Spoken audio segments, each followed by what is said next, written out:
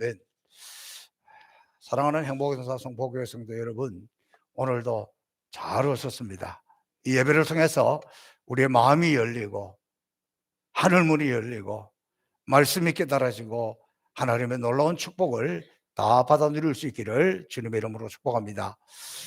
저는 지난 주간에 여러분이 기도해 주신 덕분에 이제 우리 노예가 잘 진행이 되었고 또 노회장 직무도 잘 감당하고 내려놓았습니다. 다 여러분 기도하신 덕분으로 알고 너무 감사합니다. 얼마 전에 우간다에 있는 존 코니 목사님에게서 연락이 왔습니다.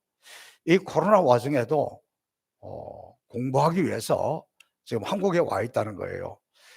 그가 지금 박사 과정을 마무리하기 위해서 저 양평에 가면 이렇게 숲속에 아시아연합신학대학이라는 그 학교에 와서 지금 기숙사에서 지내고 있는데, 목사님 겨울이 너무 추워요. 날씨가 너무 추워요. 겨울옷 좀 주세요. 그리고 한국에 와서 자기가 지금 생활할 길이 없는데 성포교회에서 자기를 목회자로 모시면 자기가 열심히 최선을 다하겠다. 그래서 좀 내 생활비를 지원해 주면 좋겠다. 그런 이야기를 합니다. 그러나 우리 교회는 말할 것도 없거니와 지금 어느 큰 교회에서도 영어만 하는 목사님을 모시고 함께 하기가 참 어렵습니다. 또 코로나 와중이니까 더더욱이 더 어렵죠.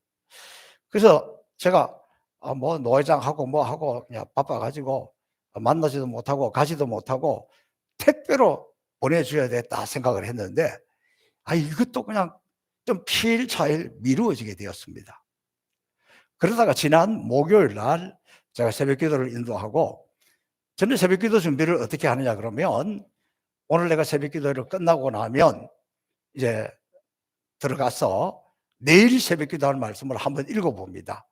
그리고 하루 동안 그 말씀을 묵상하고 또 그 다음날 새벽기도 인도를 하는데, 목요일 새벽기도 끝나고 들어가서 말씀을 본문을 읽어보는데 아주 저에게 충격적으로 다가오는 말씀이 있었습니다.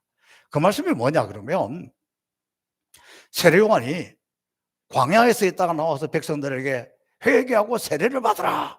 그러니까 사람들이 구름대처럼 몰려오기 시작했습니다. 그때 세례요한이 그들에게 뭐라고 이야기하느냐 그러면, 회개에 합당한 열매를 맺어라. 그렇게 소리쳤습니다. 여러분은 회개에 합당한 열매가 무엇이라고 생각합니까? 그때 세례요한이 이렇게 대답을 합니다. 회개에 합당한 열매라는 것은 너희 가운데 옷 두 벌을 있는 사람이 있느냐? 그 한 벌을 없는 사람에게 나누어 줘라.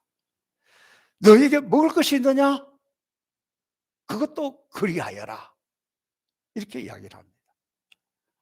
제가 그 말씀을 듣는 순간 뭐가 생각이 났나 그러면, 제가 노회장을 하면서 저와 함께 노회 이 회계부에서 임원으로 일했던 다른 교회 장로님 한 분이 저를 너무 이쁘게 보셨어요.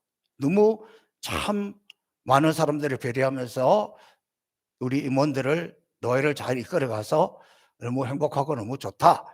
그래서 제가 목사님에게 양복을 한 벌 드리겠습니다. 그분이 아마 큰 꽃집 이런 것과 양복을 이렇게 같이 하는가 봐요. 그런데 다른 교회 장로님이 주시겠다고 하는데 제가 들렁 가서 받아올 수가 없잖아요. 그리고 시간이 지났는데 지난 토요일 날 그쪽 쪽에 무슨 행사가 있어서 갔다가 우리 김문현 장로님을 통해서 양복을 보내왔습니다. 아직 입어보지도 않았습니다. 그런데 이 말씀을 읽는 순간에 뭔가 뒤통수를 한 대 맞은 것 같아요. 정신이 부쩍 들었습니다. 혼이가 생각이 났습니다. 제가 영어로 소통을 잘 못해요. 말을 잘 못해요. 알아듣도 못하고. 그래도 급하니까 아침에 일찍 이 존 코니에게 전화를 했습니다. 내가 말을 하고 말을 받고 이게 잘 안 되니까 내 하고 싶은 이야기만 했습니다. 오늘 점심에 같이 점심을 먹자. 그리고 대화역으로 와서 대화역 출구 4번으로 나와서 나를 만나면 된다. 그래 오면서 전화를 해라. 그렇게 일방적으로 이야기를 했습니다. 그래서 깜짝 놀란 것은 이 코니 목사님이 거기에서 나와서 뭐 양평 어디에서 전철을 타고 그다음에 대하역까지 오는 게 정거장이 몇 정거장이고 시간이 얼마나 걸리고 그다음에 지금은 어디쯤 오고 있고 그리고 대하역에 12시 38분에 도착한다. 진짜 12시 38분 조금 지나서 한 40분 되었을까요? 그때 딱 나타나더라니까. 와, 여러분 대한민국이 이 교통 이런 것이 이렇게 잘 돼가 있어요. 그래서 제가 존 코니 만나자마자 물어봤어요. 한국에 그렇게 여러 번 왔다 갔다 했으니까 한국말 좀 하세요. 그랬더니 몰라요. 자기가 필요할 대로 하더라니까. 그래서 한국에 그렇게 여러 번 왔다 갔다 했으니까 한국말 좀 배우세요. 그랬더니 바빠서 못해요. 참. 마침 우리가 주일날 이게 떡을 하면 나눠주는 교회 있잖아요. 근데 그 교회 목사님 부부가 영어를 해요. 유학도 갔다 오고. 그래서 그 목사님에게 연락을 해서 식당 어디로 오라. 그렇게 해서 거기서 만나서 여러 가지 많은 이제 대화를 하고, 또 아프리카 사정도 듣고, 또 이번 추수감사절에는 우리에게 와서 좀 그렇게 간증도 하고 말씀을 전해주면 좋겠다. 이렇게 그렇게 하고 이렇게 했습니다.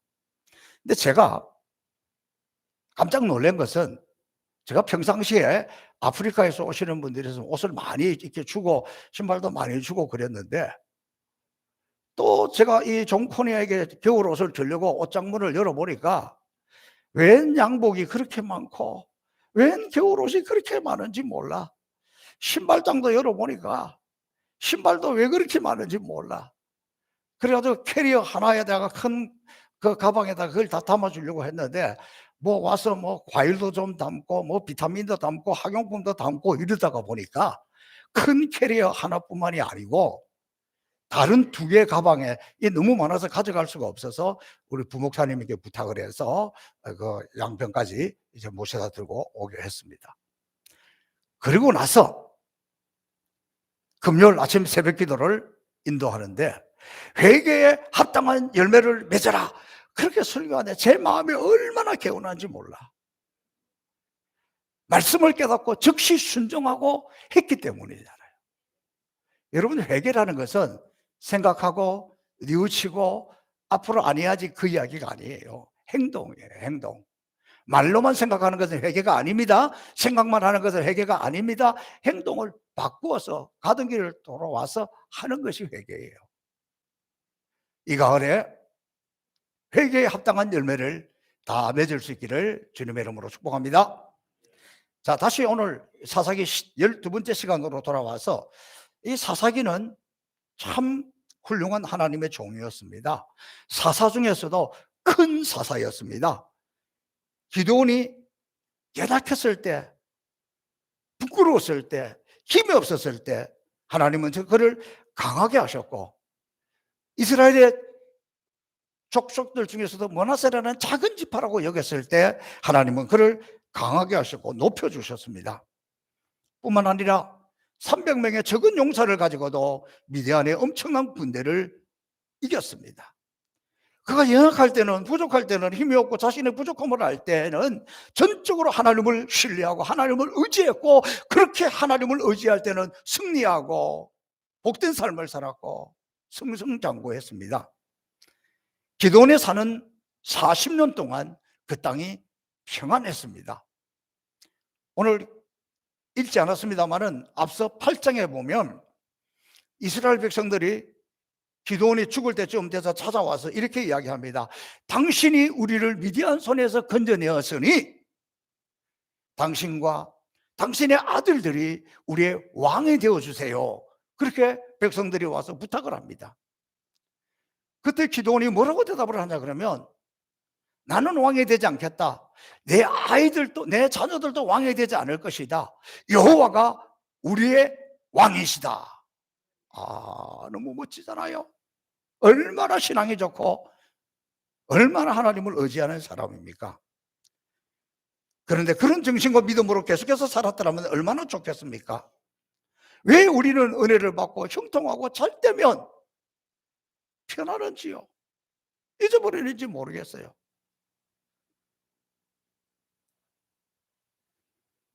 기도는 어렵고 힘들고 약할 때에는 하나님을 의지하고 하나님의 능력을 입어서 큰 일을 감당하고 민족을 구원했는데, 잘 되었을 때, 평안했을 때, 괜찮았을 때 그만 실패하고 넘어지고 맙니다. 기도원이 실패했던 첫 번째 원인은 물질에 대한 욕심이었습니다. 백성들이 왕으로 초대할 때 그는 멋지게 거절했습니다. 그래도 그 마음에 좀 허전했는지, 그러면 대신에 나한테 뭐 금고리 하나만 주세요, 이렇게 부탁을 했습니다. 그랬더니 백성들이 세상에 왕이 되어달라고 해도 왕이 되지 않겠다고 하는 이런 사람이 어디가 있느냐, 이런 지도자가 어디가 있느냐, 그러면서 금고리 하나가 아니라 사방에서 뭐 금이 붙어 있는 거면 다 가져와 가지고 엄청나게 갖다 줬어. 그런 그것을 가지고 에봇을 만드는데, 여러분 에봇이라는 것은 제사장 옷에다가 이렇게 방울처럼 조그맣게 하나 메어 달고 하나님의 뜻을 물을 때 그것을 가지고 사용하는 것이었습니다. 그런데 기도는 제사장이 아니에요. 레위 지파도 아니고 므낫세 지파예요. 그런데 그가 힘이 있게 되니까 자기도 모르는 사이에 겸손한 척하면서 그 내면에 있는 이런 것들이 올라와 가지고 그 금을 가지고 에봇을 크다하게 하나 만들어 가지고 옷에 달 수 없을 만큼 큰 것을 매달아 가지고 자기가 하나님의 뜻을 묻는 사람으로 스스로 변신해 버렸습니다. 저는 이 대목을 보면서 우리도 신앙생활을 오래 하다 보면, 또 교회 안에 오래 있다 보면 이런 교만함이 우리 가운데 스물스물 올라올 수도 있습니다. 제사장도 아닌데, 제사장 계열도 아닌데, 근데 결국 그것이 나중에 우상이 되어서 하나님을 멀리 떠나게 되는 그런 모습을 보여주고 있습니다. 기드온이 죽을 때 모습을 보면 8장 34절에서 이스라엘 자손이 주위의 모든 원수의 손에서 자기들을 건져내신 여호와 자기들의 하나님을 기억지 아니하며, 그 후손들은 이런 행동으로 말미암아 하나님을 기억지 아니하며, 저는 이 말씀 앞에 두렵습니다. 어쩌면 오늘 우리가 한때 열심히 했고 한때 응답받았고 한때 신실한 하나님의 사람으로 인정을 받았으나, 내가 당회장이 되고 노회장이 되고 장로가 되고 부장이 되고 이런 것 저런 걸 맡으면서 이런 마음이 우리 가운데 들어올 때에 어떻게 했는지 우리 자신을 돌아보면 좋겠습니다. 또 기드온이 말년에 후손들에게 믿음의 씨앗을 뿌리지 못하고 자신의 그 욕심 때문에 여러 가지 문제가 생기기 시작하는데, 그 중에 또 하나의 실패가 뭐냐 그러면 자녀 문제입니다. 사실은 자녀 문제가 아니라 본인이 문제지요. 기드온이 아내가 많음으로 아들이 70명이었고 세겜에 있는 첩도 아들을 낳았으므로 그 이름을 아비멜렉이라 하였더라. 이것이 기드온을 올가매는 올무가 되었고 그의 가정과 국가까지도 불행하게 만드는 원인이 되었습니다. 지도자 가정의 실패가 온 나라를 혼돈 가운데 몰아넣게 되었다. 그때나 지금이나 세상이나 교회나 다르지 않습니다. 기드온의 아들이 70명이나 되니까 그 가족 관계가 얼마나 복잡하겠어요? 그런데 또 세겜에 가서 또 첩을 하나 두었네? 그런데 그것도 아들을 낳았어요. 그 이름을 누가 지었는지 모르겠지만은 아비멜렉이라 지었습니다. 아마도 그 첩이 지었겠죠. 여러분, 성경에 아비멜렉이라는 이름이 4명이 나와요. 아비멜렉이라는 이름의 뜻은 왕의 아들이라는 거예요. 세겜의 첩이 생각해 보니까 기드온에게 아들이 70명이나 있고 다른 사람들에게 숨겨진 이 첩에게서 이 아들을 낳았는데, 기드온에게 당신도 가버리고 나는 어떻게 되고 이 아들은 어떻게 되겠소? 기가 찰 노릇이죠.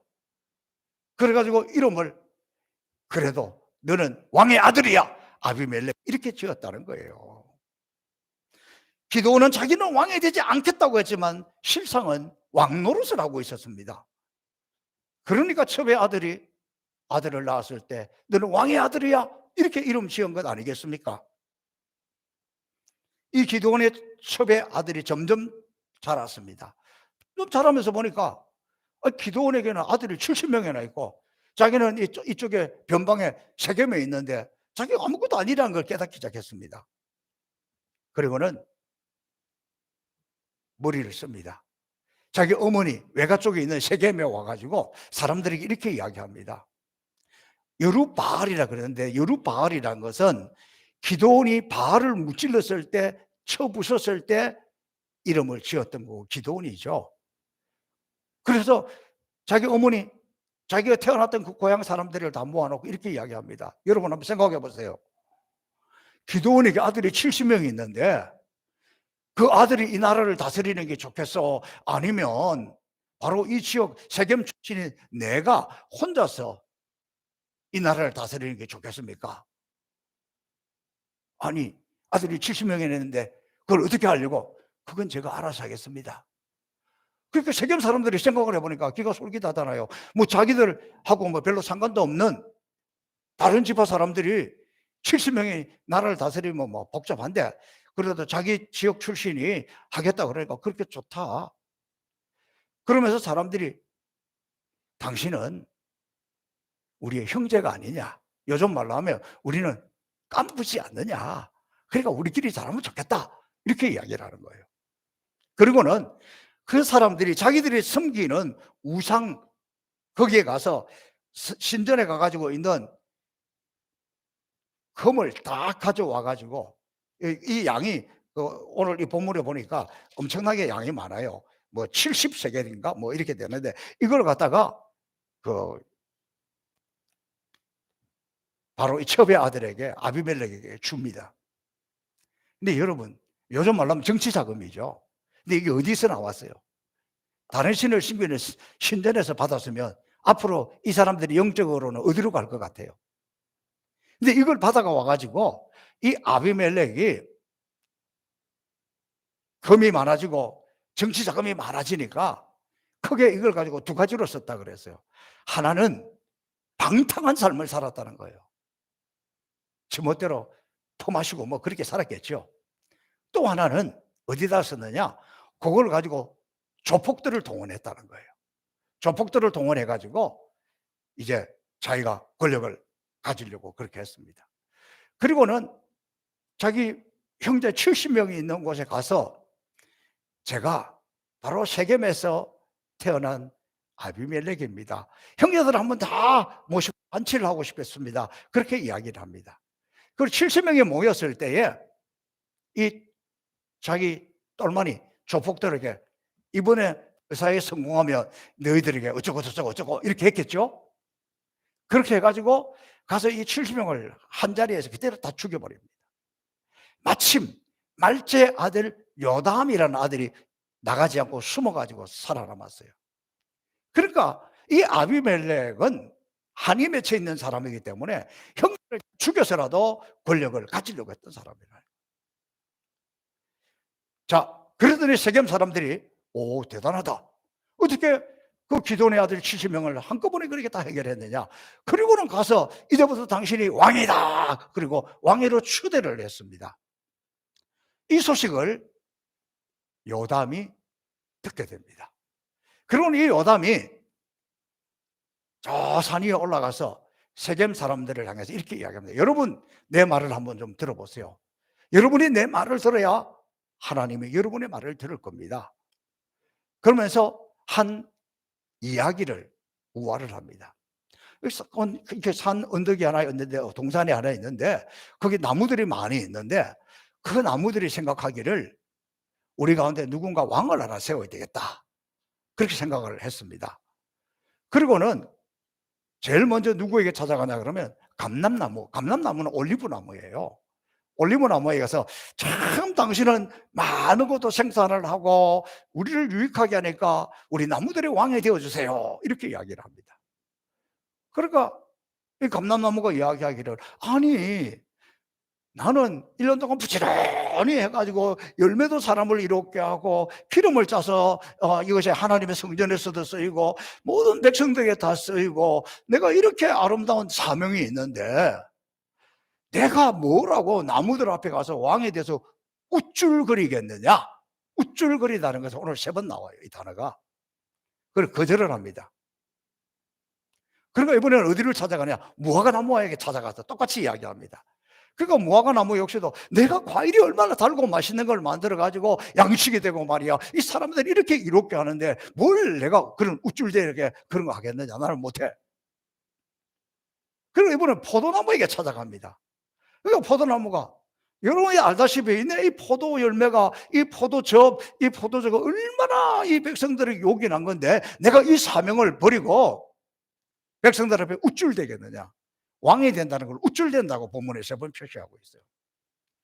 그래서 할 수 없이 누구한테 가느냐 그러면 가시나무에게 찾아가서 당신이 우리 왕이 되어주세요. 그러니까 이 가시나무는 자기가 벌써 뭐 왕이 된 것처럼, 그래 그러면 너희들이 내 이 가시나무 그늘에 와가지고 다 절하고 그러면 내가 왕이 되고 어떻게 하겠다. 가시나무가 무슨 그늘이 있어요? 여러분, 이 점에서 제가 또 생각나는 게 이런 거예요. 우리는 누군가에게 가까이 가면 향기가 있고 자기 일에 행복해하고 겸손하고 우쭐대지 않는 사람한테 가면 행복해요. 더불어 즐거워요. 그런데 어떤 사람에게 다가가면 가시가 있어서 막 찔러요. 상처를 내요. 힘들게 해요. 이상하게 그런 사람이 있어요. 가시나무죠. 혹시 나는 가시나무가 아닌지 우리를 살펴보면 좋겠습니다. 저는 이 우화를 통해서 이 3종류의 나무, 감람나무, 무화과나무, 포도나무 한결같이 열매를 맺는 것이고 또 사람을 유익하게 하는 그런, 사람으로 치면 존귀한 사람들입니다. 그런데 그들은 자기의 사명을 알고 있었습니다. 그러나 이 가시나무는 열매가 없어요. 찌르기만 해요. 상처만 줘요. 여러분, 우리 교회 과일나무들이 많습니다. 금년에는 복숭아만 조금 열매를 얻었고 사과, 배는 아주 형편은 없었습니다. 지난 가을부터 가지도 다쳤고 거름도 주었고 그럼에도 불구하고 열매가 없으니까 따지고 보면 뭐 큰 극상품은 아니지만 그래도 얼마나 섭섭한지 몰라요. 그 사과 한 조각이라도 우리 성도들이 나눠 먹었을 때, 또 그 배도 식사하고 한 조각 나눠 먹었을 때 그때가 좋았는데 이 열매가 없으니까 참 썰렁합니다. 하나님은 열매 맺는 사람을 기뻐하십니다. 우리 역시 하나님 앞에서 금년에는 하나님도 이해하시겠지, 뭐 시대에 우리가 무엇을 할 수 있겠나, 뭐 올해는 코로나도 있고 그래서 아무 열매도 없어도 하나님이 봐주시겠지, 이해해 주시겠지. 하나님은 그런 핑계를 받아주실까요?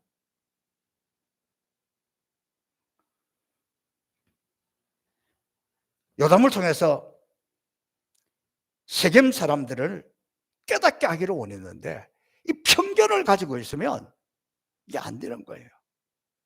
우리나라 꼭 그렇잖아요. 이 사람이 옳다 그러면 무조건 옳다고 하는 사람, 아니다 그러면 무조건 아닌 사람. 이 편견이 이게 무서워요. 신앙적인 편견도 그렇게 더 무서워요. 그래서 이단이나 잘못된 신앙에 빠지기 시작하면 아무리 하나님 말씀을 가르쳐도 돌아오지 않아요. 그게 어렵습니다. 요담이 세겜 사람들에게 이렇게 이야기합니다. 너희 행한 것이 과연 진실하고 어려우냐? 이것이 기드온과 그 집을 선대하는 것이냐? 아비멜렉이 70명의 아들을 죽이고서 왕이 된 이 사람의 행한 일이 정말 기드온과 그 집안을 은혜로 갚는 것이냐? 보답하는 것이냐? 우리 아버지 기드온은 목숨을 걸고 싸워서 미디안 손에서 우리 민족을 건져내었거늘 너희가 칼로 그들을 죽이고 왕이 되어진 일을 하나님이 기뻐하시겠느냐? 아무리 호소해도 이 사람들 받아들이지 않아요. 오히려 옳은 소리 한다고 죽이려고 하니까 요담이 그곳에서 도피 생활을 할 수밖에 없었습니다. 결국 아비멜렉은 자기 형제 70명을 죽이고 왕이 되었으나 그것이 한 나라를 불행으로 이끌어가는 그런 계기가 되고 말았습니다. 아비멜렉의 인생 마지막 비참하게 끝납니다. 기도는 연약하고 부족할 때 하나님의 놀라운 은혜와 능력으로 기적과 승리를 맛보았고 하나님의 축복으로 40년의 태평 세월을 보내었습니다. 그러나 그는 그렇게 큰 성공을 거둔 후에 오랫동안 지속되지 못하고 그의 후손들은 비참한 인생으로 기억되고 있습니다. 우리가 믿음의 길을 이어가지 못하면 이렇게 실패하고 맙니다. 저는 지금 한국교회와 성도들이 기도원과 그의 후손들의 길을 걸어가고 있는 것이 아닌가 두렵습니다. 우리 선배들이 예수 믿을 때는 환경이 좋았습니까? 예배 드리러 간다고 성경도 빼앗겨서 불태우고 머리도 다 여자들이 자르기도 하고 순교를 당하면서, 그럼에도 불구하고 우리가 약하기 때문에, 힘이 없기 때문에, 부족하기 때문에 밤에 가서 소나무 뿌리를 뽑으면서 신앙을 지켰고 밤을 새워 기도하면서 은사를 받았고 한국교회가 이렇게 성장하고 복을 받았습니다. 우리가 이 복을 받았으면서도 벌써 우리는 이 하나님의 은혜, 이 하나님의 기적, 이 하나님의 손길, 성령의 기름 부심이 메말라버리고 잊어버리고 힘을 잃고 비틀거리고 있지는 않은지요. 어쩌면 가시나무처럼 그늘도 없고 열매도 없이 높은 자리만 탐한 것은 아닌지 모르겠습니다. 저는 제가 노회장의 사명을 끝나고 첫 번째 맡은 것이 우리 노회 목사 안수위원장입니다. 그래서 목사 안수 붙는 자들에게 이제 제가 설교를 했습니다. 아주 제가 간단하게 설교를 했어요. 왜냐하면 우리 앞에 선배들이 할 때 가만히 보니까 너희들이 안수 받으면 이거 해야 된다, 이거 해야 된다, 이거 해야 된다, 정신 차려야 된다 막 그러면서 음악의 교육을 시키더라고요. 설교를 막 30분 이상씩 하면서 저는 한 5분에서 7분 정도 설교를 했습니다. 제가 이번에 목사 안수 받는 우리 후배들에게 이렇게 설교를 했습니다. 먼저 그들 향해서 오늘 안수 받는 여러분 대단히 미안하고 죄송하고 부끄럽습니다. 용서를 구합니다.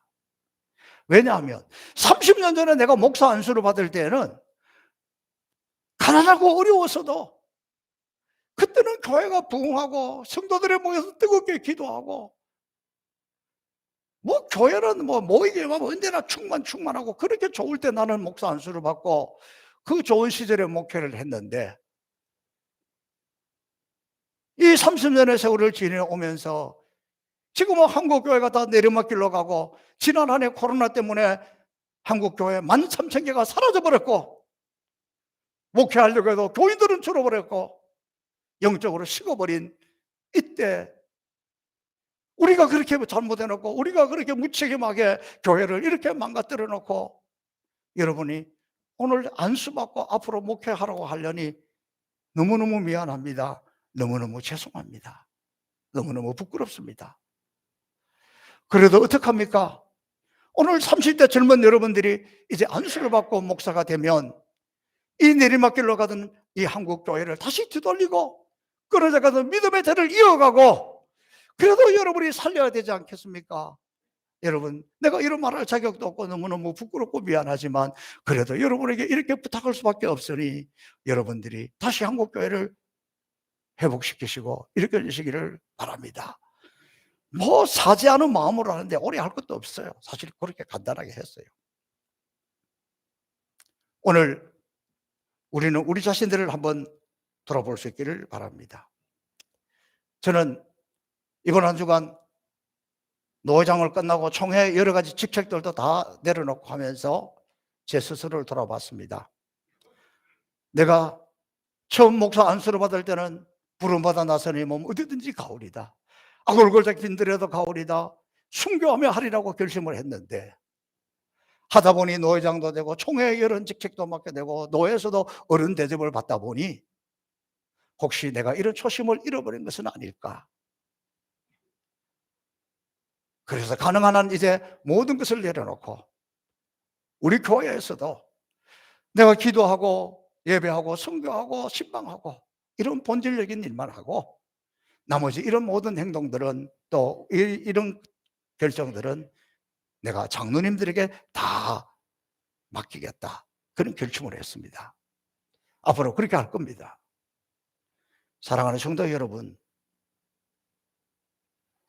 저만 그렇습니까? 혹시 저하고 비슷한 성도들은 없습니까? 지금 이때 우리가 다시 한번 그동안에 코로나 핑계로 자녀들이 교회 나오지 않아도 어쩔 수 없이 내버려 두었는데 이제 일상으로 돌아옵니다. 저는 다음 주일이 너무 걱정스럽기도 하고 기대가 돼요. 우리 성도들의 자녀들이, 우리 교회 젊은이들이 여러분의 손을 잡고 다시 교회에 올 수 있을는지. 여러분, 이 기회를 놓쳐버리면, 이때 우리 자녀들을 영적으로 잃어버리면 마치 성공한 것처럼 보였으나 실패로 열매 없는 인생으로 끝나버린 기도원과 그의 집안과 무엇이 다르겠습니까? 저는 이 한 주간 우리가 이 하나님 앞에 결단할 수 있기를 바랍니다. 저와 여러분이 열매를 통해서 하나님을 기쁘시게 할 수 있기를 바랍니다.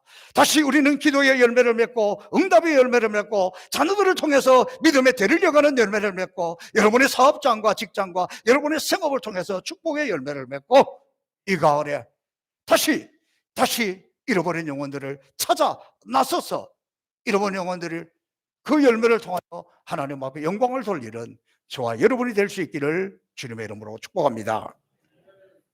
살아계신 아버지 하나님 감사합니다. 성공한 것처럼 보였으나 열매가 없고 실패 인생으로 끝나는 모습을 보면서 우리를 돌아봅니다. 하나님 긍휼히 여겨 주옵소서, 불쌍히 여겨 주옵소서. 다시 우리가 하나님 앞에 신실한 마음으로 일어서게 하여 주옵소서. 감사하며 예수님 이름으로 축복하며 기도하옵나이다. 아멘. 다음